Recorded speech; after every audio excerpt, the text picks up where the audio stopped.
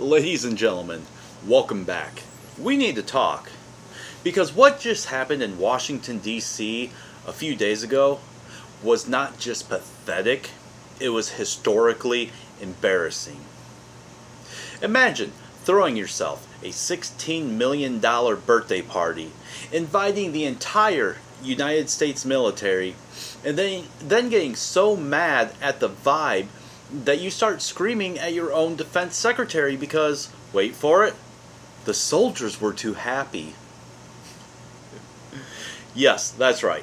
Donald Trump, the guy who thinks Kim Jong-un is a tough but misunderstood, wanted his birthday parade to look like a fascist fever dream.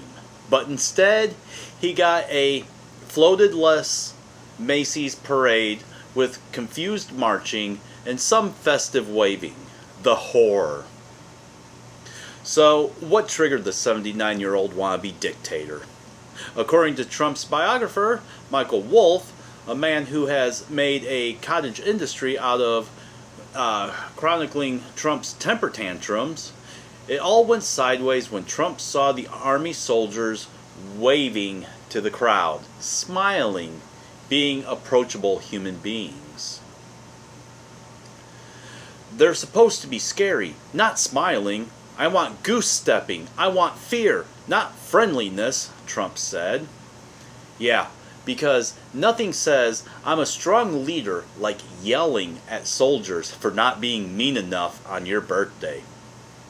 Wolff claims Trump completely reamed out Defense Secretary Pete Hegseth over the phone. Why?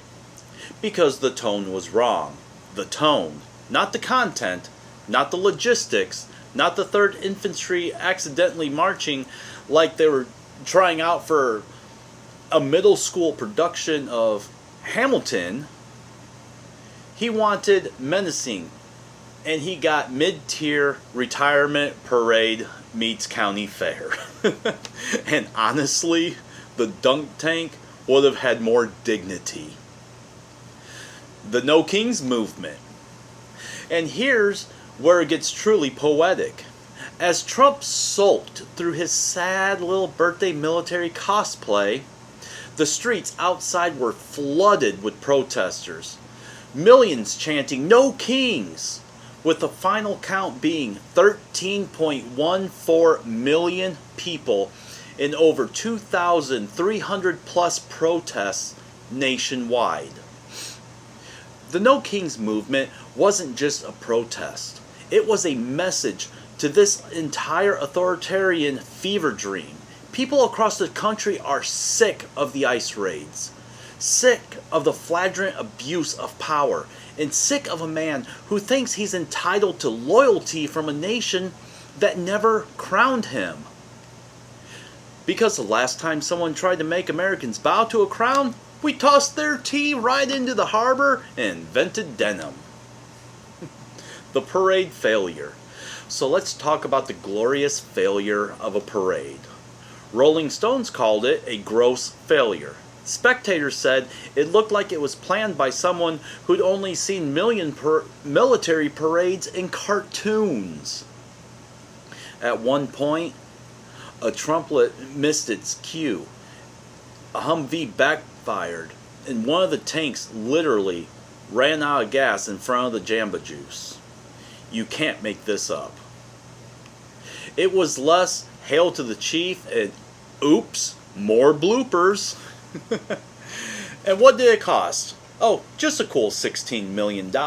You know, money that could have been used for, let's see, provide mental health care for veterans, house homeless service members, fix crumbling VA hospitals. But I needed the fireworks. I wanted the big missile trucks.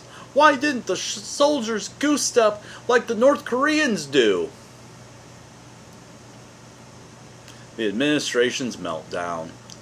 Now, once this story started gaining traction, the Trump White House went into their usual panic mode. They immediately attacked Michael Wolff, calling him a lying sack of shit with a rotted peanut-sized brain and Trump derangement syndrome. Honestly, it's impressive they managed to insult someone and self-report at the same time. Because if anyone has Trump derangement syndrome, it's the guy who thinks a sad birthday parade is a flex. What's worse, they're blaming the soldiers now. Trump, the man who once called fallen heroes suckers and losers, is now furious because U.S. troops weren't mean-mugging civilians hard enough to satisfy his maniacal fantasies. This is what authoritarian failure looks like.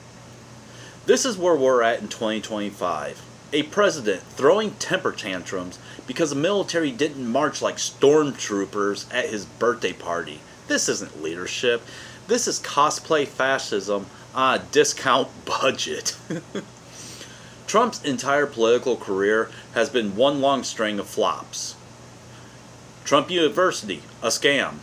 Trump Steaks, inedible. Trump's Casino, bankrupt. Trump's health plan, never existed, but he has a concept for one. Trump's military parade, rejected by reality. And this week, we got the last entry.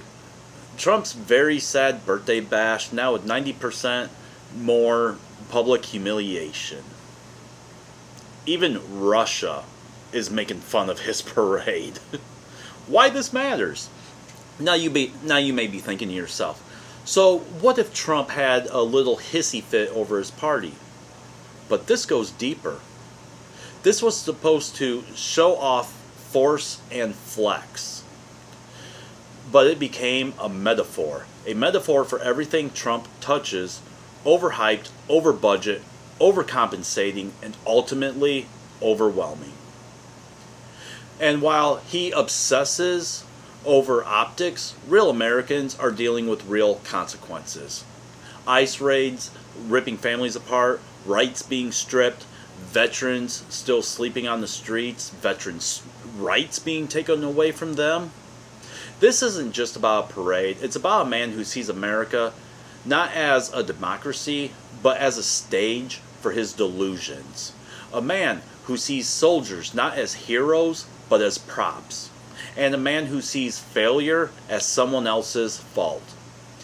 Next year, maybe Trump should just stick to a sheet cake, some balloons, and a bouncy house.